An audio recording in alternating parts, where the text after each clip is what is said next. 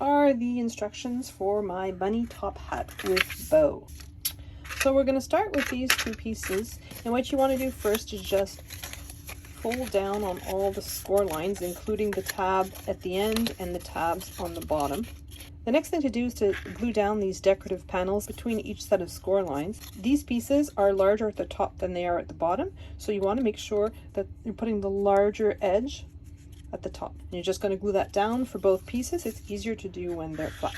So now that I've glued on all the panels on these pieces, we're going to move on to this piece. There are cut lines in between each one of these extensions, and then there's a little triangle on the right hand side. So you just want to fold down on that triangle, and this is going to become our tab, and then fold down on that top score line and fold down on the bottom score line. And you want to do that all the way around. So now that you've folded down on all those score lines, it's a little bit easier to see where you want to put your decorative panels. Bottom of it is a little bit narrower than the top. The top's a little bit wider, and you want to make sure that you're putting the wider one towards the exterior of your octagon. This is the wider edge right against this score line. And you want to glue these pieces all the way around on all of those 8 trapeze shapes.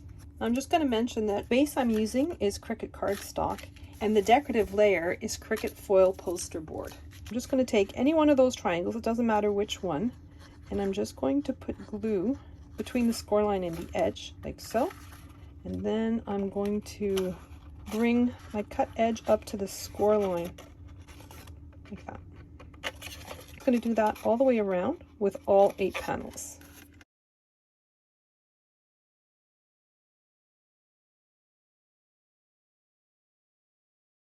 So I finished gluing all those tabs. Now I'm going to temporarily push these tabs out of the way. Choose whichever one, doesn't really matter. Put glue on the tab and then turn it inwards like so. And I'm burnishing it with my bone folder just to make sure that it stays put. And I'm going to do that for the entire perimeter, just putting glue on each tab and folding it inwards to the interior of my box. So when you're finished, it should look a little something like this. So next we're going to work on the hat portion. So we've already done our panels for the side of the hat, and this is going to be the top of the hat. And I have a decorative panel to put on the top of it as well. I'm centering it as best I can between the score lines, and I've folded down on all these score lines. So these are the 2 panels for my side, and I'm just going to put glue on the tab at the side, and then I'm making sure that that cut edge is right against the score line here.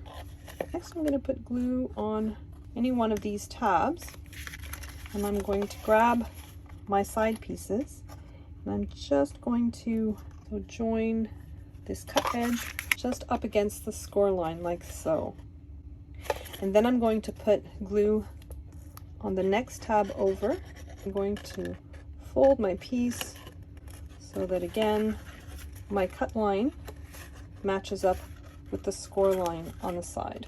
And I'm just going to continue along until I have 1 panel left on each edge.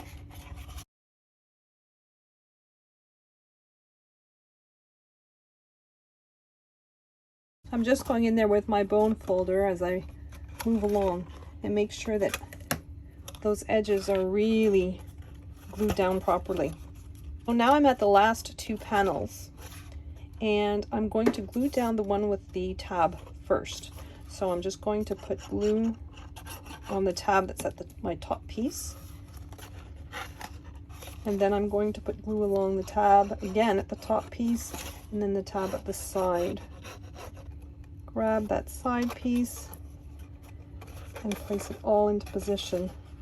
I'm going to temporarily fold these flaps away from the center. I'm going to randomly choose just one of them. I'm going to fold the tab back inside the hat, and then I'm just pressing down with my bone folder. You can use anything with a straight edge, a nice clean straight edge, and just fold it back like so. So Once you've folded them all down, that leaves you with the top for your hat. We have the lid to our box, and we have the base to our box, and our base gets adhered to the brim like so. The brim of the hat is basically 3 pieces. Now if you notice, there is a scored outline showing you where this piece needs to go so that your hat is centered in the middle of the brim of the hat. So let's just glue those pieces together. And then I'm going to center this as best I can, leaving an even perimeter all the way around. And then I'm going to take the base of my box. We're just going to glue that into the base of our brim. Now we're going to work on the embellishments for our hat. I have used the same cardstock that I've used for the base, and I have just used some Cricut Premium Vinyl Shimmer. And I've just cut the top layer out in that. For the bow, I'm going to use foam tape. So on the back of my bow in the center, like so. What I've done is I've curled each side like this with my bone folder because I want it to curve around. I don't want it to fold over. Then I'm removing the backing, pinch each end in the center like so. Then I'm going to put another piece of foam tape on top of the seam at the back, and I'm just going to adhere the ribbon of my bow. So that's the view from the front, and there it's adhered to the back of my bow at the center. Then I'm going to take what's supposed to look like the knot for my bow, and I'm using my bone folder again just to curl it. And I'm putting more double-sided tape on top of the seam to adhere it together like so. So this is ready to be adhered to my base.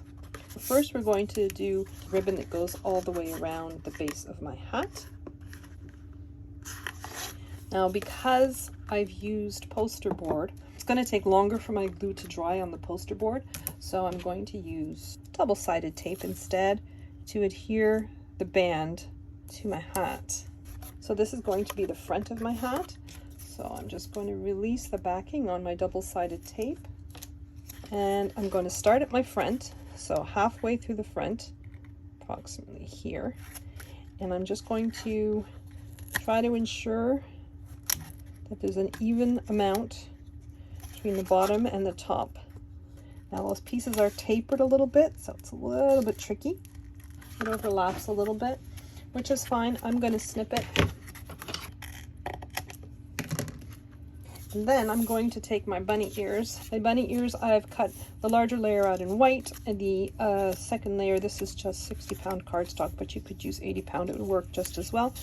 And you have a little bit of a curve here, and you have a slit that goes on both layers. So what you want to do is overlap that slip and glue them together so that you can still open it up like so. So I'm just going to glue those pieces down. So I've just adhered those 2 layers together, and the slit is there so that I can create a little dimension in my ear like so. I put a little bit of glue just here at the base on one side, and then I'm going to kind of bring the other side in so that it creates a little pucker just here. And I'm going to do that with the other side as well. And again, I'm putting some double-sided tape. If you're using regular cardstock instead of all these fancy materials, you could use glue and it'll work perfectly fine. I'm just using double-sided tape because it makes it easier for my pieces to adhere on the fancier materials. So I've got double-sided tape on the flatter sides of my ears. See how they create like a little landing there for the double-sided tape. I'm just going to glue those on either side like so. So now I'm peeling the backing off the double-sided tape on my bow and just placing it on my hat. So this would also be nice embellished with some flowers maybe. Well, these are kind of blob, but you could find all sorts of different colors.